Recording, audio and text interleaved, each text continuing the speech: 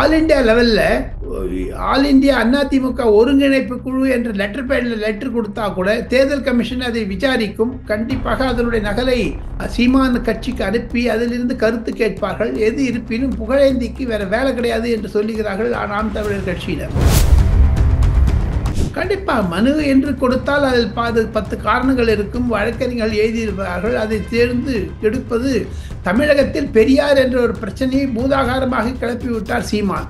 அதிலிருந்து திராவிட முன்னேற்ற கழகத்திற்கு உறுதுணையாக இருக்க வேண்டும் என்று புகழேந்தி அதிமுக ஒருங்கிணைப்பாளர் குழு என்று சொல்லி தன்னை படுத்திக் கொண்டாலும் திமுகவிற்கு சாதகமாகத்தானே அவர் பேசுகிறார் என்ற அர்த்தமும். ஆம் ஆத்மி கட்சி தலைவர்கள் பாஜகவில் சேர இருக்கிறார்கள் டெல்லியில்.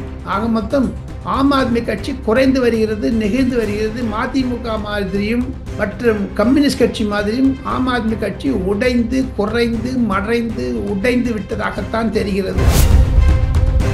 ஆம் ஆத்மி கட்சி டெல்லியில் இருக்கக்கூடிய எம்எல்ஏக்களை சிட்டிங் எம்எல்ஏக்களை 5 பேர் சேர்ந்துட்டாங்களே பாஜகவில். ஆக மொத்தம் பாஜகவிற்கு ஒரு தப்தபாவ் என்று ஹிந்தியில் சொல்வார்கள், ஆடம்பரமாக இருப்பதனால் கண்டிப்பாக டெல்லியில் ஆம் ஆத்மி கட்சி பின்தங்குகிறது, பாரதிய ஜனதா கட்சி முன் வாங்குகிறது, முன்னே போகிறது. காங்கிரஸ் பின்னடைந்து விட்டது. பாராளுமன்றத்திலும் அவர்கள் கோஷம் எழுப்பி சோனியா காந்திக்கு மன்னிப்பு கேட்க அளவிற்கு வென்று விடுவார்கள் என்று சொல்லுகிறார்கள். நாளைக்கு முதல் பாராளுமன்றத்தை பாஜகவினரை முடக்குவார்கள் சோனியா காந்தியுடைய உளறின் காரணமாக.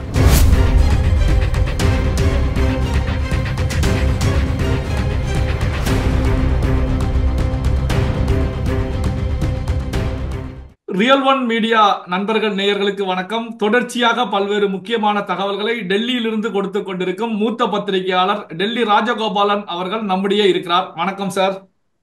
நமஸ்காரம் பா. நமஸ்காரம் சிவா. நமஸ்காரம் சார். இப்போ நாம் தமிழர் கட்சியை முடக்க வேண்டும் அப்படிங்கிற அடிப்படையில அதிமுக ஒருங்கிணைப்பு குழுவை சேர்ந்த புகழேந்தி அவர்கள் தேர்தல் ஆணையத்திடம் மனு கொடுத்திருக்காங்க.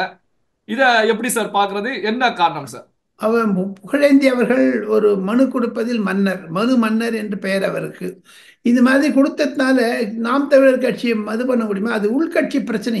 பெரியாரை பற்றி பேசினதுனால அவங்க உடனே தடை செய்தார்களா? முடக்க முடியுமா? ஒண்ணுமே முடியாது. எந்த கட்சி யாராலையும் முடக்க முடியாதுங்க. சும்மா அவர் புகழேந்தி என்பவர் அதிமுக விட்டுட்டு இப்போ இங்கே வந்திருக்காரு. அவர் ஒருங்கிணைப்பு கொண்டு லெட்டர் ஹெட்ல போட்டு பெட்டிஷன் கொடுத்துருக்காரு. ஆல் இண்டியா லெவல்ல ஆல் இந்தியா அதிமுக ஒருங்கிணைப்பு குழு என்ற லெட்டர் பேட்ல லெட்டர் கொடுத்தா கூட தேர்தல் கமிஷன் அதை விசாரிக்கும். கண்டிப்பாக அதனுடைய நகலை சீமான் கட்சிக்கு அனுப்பி அதிலிருந்து கருத்து கேட்பார்கள். எது இருப்பினும் புகழேந்திக்கு வேற வேலை கிடையாது என்று சொல்லுகிறார்கள் நாம் தமிழர் கட்சியினர். சார், அதே நேரத்துல பாத்தீங்கன்னா சீமான் அவர்கள் பிரபாகரன் அவர்களுடைய படத்தை பயன்படுத்துறாங்க, விடுதலை புலிகளுடைய நேம பயன்படுத்துறாங்க, பெரியார் குறித்து பேசி கலவரத்தை தூண்டுவதற்கான வேலையில ஈடுபடுறாங்க அப்படின்னு சொல்லி அந்த மனுவில் குறிப்பிடப்பட்டிருப்பதாக சொல்லப்பட்டிருக்கேன் சார். கண்டிப்பா மனு என்று கொடுத்தால் அதில் 10 காரணங்கள் இருக்கும். வழக்கறிஞர்கள் எழுதியிருப்பார்கள். அதை தேர்ந்து எடுப்பது. தமிழகத்தில் பெரியார் என்ற ஒரு பிரச்சனையை பூதாகாரமாக கிளப்பிவிட்டார் சீமான். அதிலிருந்து திராவிட முன்னேற்ற கழகத்திற்கு உறுதுணையாக இருக்க வேண்டும் என்று புகழேந்தி அதிமுக ஒருங்கிணைப்பாளர் குழு என்று சொல்லி தன்னை படுத்திக் கொண்டாலும் திமுகவிற்கு சாதகமாகத்தானே அவர் பேசுகிறார் என்ற அர்த்தமும் நாம் தமிழர் கட்சியினர் சொல்லுகிறார்கள் டெல்லியில். ஆக மொத்தம் புகழேந்தியினுடைய புகாருக்கு யாதொரு ஆதாரம் இல்லை என்றும் நாம் தமிழர் கட்சி சொல்லுகிறார்கள். சார், இப்போ சண்டிகர் மாநகராட்சி தேர்தலில் ஆம் ஆத்மி காங்கிரஸ் அலையன்ஸ் இருந்தது. அவர்கள் தான் அதிகமான எண்ணிக்கையிலான கவுன்சிலர்களை வச்சிருந்தாங்க. ஆனால் பாரதிய ஜனதா கட்சி வெற்றி பெற்றிருக்கிறது. ஆம் ஆத்மியில இருக்கக்கூடிய ஒரு 3 கவுன்சிலர்கள் பாஜகவுக்கு ஆதரவாக வாக்களிச்சிருக்காங்க அப்படின்னு சொல்லப்படுது. இதை எப்படி சார் பாக்குறீங்க? ஆம் ஆத்மி கட்சியினுடைய ஒரு அங்கீகாரமும் சரி, ஆம் ஆத்மி கட்சியினுடைய ஒரு தடாபுடாலும் சரி குறைந்து கொண்டு வருகிறது. சண்டிகர் என்ற இடத்தில் பாஜக மேயராக வந்தால் அது சண்டிகருடைய தலைநகரமாக இருக்கும், பஞ்சாபினுடைய தலைநகரமாக இருந்தாலும் பஞ்சாபிற்கு ஒரு மாபெரும் இழுக்காடு. அங்கு ஆளும் கட்சியாக இருப்பது ஆம் ஆத்மி கட்சி. அங்கு இருக்கக்கூடிய சிரோமணி அகாலிதள், காங்கிரஸ் போன்றவெல்லாம் படுத்து விட்டது. சிவா, அந்த பிரகாஷ் சிங் பாதல், சுக்பீர் சிங் பாதல், ஹர்சிம்ரத் சிங் கவுர் என்று சொல்லக்கூடிய அந்த சிரோமணி அகாலிதளுடைய கட்சிக்கு எதிர்காலம் இல்லை என்றாலும் அது பிண்டு விட்டது, துண்டு விட்டது. அது பாரதிய ஜனதா கட்சியின் தூணாக இருந்தது. அதில் இருந்த சில எம்எல்ஏக்கள் கவுன்சிலர் ஆகி அவர்களும் இந்த வாக்கெடுப்பிலிருந்து ஒதுங்கி விட்டார்கள். ஆக மொத்தம் பாஜக அமோக வெற்றி பெற்று 3 ஓட்டுகளில் வெற்றி பெற்று விட்டது. இதற்கு காரணம் 3 எம்எல்ஏக்கள், 3 நகர்மன்ற உறுப்பினர்கள், அங்கு இருக்கக்கூடிய சண்டிகர் எம்பி இவர்கள் எல்லாம் சேர்ந்து கொண்டு பாஜகவை வெற்றி பெற வைத்திருக்கிறார்கள். இதனுடைய வீழ்ச்சி தான் இன்று நாம் இருவரும் பேசிக் கொண்டிருக்கும் போது ஒரு சற்று முன்னதாக 5 ஆம் ஆத்மி கட்சி தலைவர்கள் பாஜகவில் சேர இருக்கிறார்கள் டெல்லியில். ஆக மொத்தம் ஆம் ஆத்மி கட்சி குறைந்து வருகிறது, நெகிழ்ந்து வருகிறது. மதிமுக மாதிரியும் மற்றும் கம்யூனிஸ்ட் கட்சி மாதிரியும் ஆம் ஆத்மி கட்சி உடைந்து குறைந்து மறைந்து உடைந்து விட்டதாகத்தான் தெரிகிறது சிவா. சரி, இப்போ டெல்லி தேர்தலில் ஆம் ஆத்மி தீவிரமாக செயல்பட்டு இருக்கும் போது சண்டிகர்ல ஆம் ஆத்மி சார்புடைய கவுன்சிலர்கள் பாஜகவுக்கு வாக்களிக்கிறாங்க அப்படின்னா, இப்போ டெல்லியில ஆம் ஆத்மி தோல்வியை தழுவ போகிறது அப்படிங்கிற பின்னணி காரணமாக இருக்குமா சார்? கண்டிப்பா கண்டிப்பா கண்டிப்பாக ஆம் ஆத்மி கட்சி டெல்லியில் இருக்கக்கூடிய எம்எல்ஏக்களை, சிட்டிங் எம்எல்ஏக்களை 5 பேர் சேர்ந்துட்டாங்களே பாஜகவில். ஆக மொத்தம் பாஜகவிற்கு ஒரு தபாவ் என்று ஹிந்தியில் சொல்வார்கள், ஆடம்பரமாக இருப்பதனால் கண்டிப்பாக டெல்லியில் ஆம் ஆத்மி கட்சி பின்தங்குகிறது, பாரதிய ஜனதா கட்சி முன் வாங்குகிறது, முன்னே போகிறது, காங்கிரஸ் பின்னடைந்து விட்டது. அதுதான் கள நிலவரம். இருப்பினும் ஒரு டஃப் ஃபைட்டுங்க.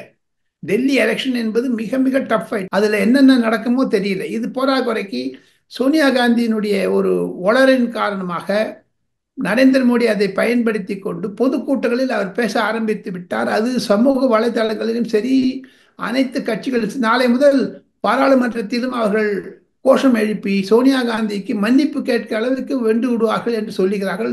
நாளைக்கு முதல் பாராளுமன்றத்தை பாஜகவினரை முடக்குவார்கள் சோனியா காந்தியுடைய உளறின் காரணமாக.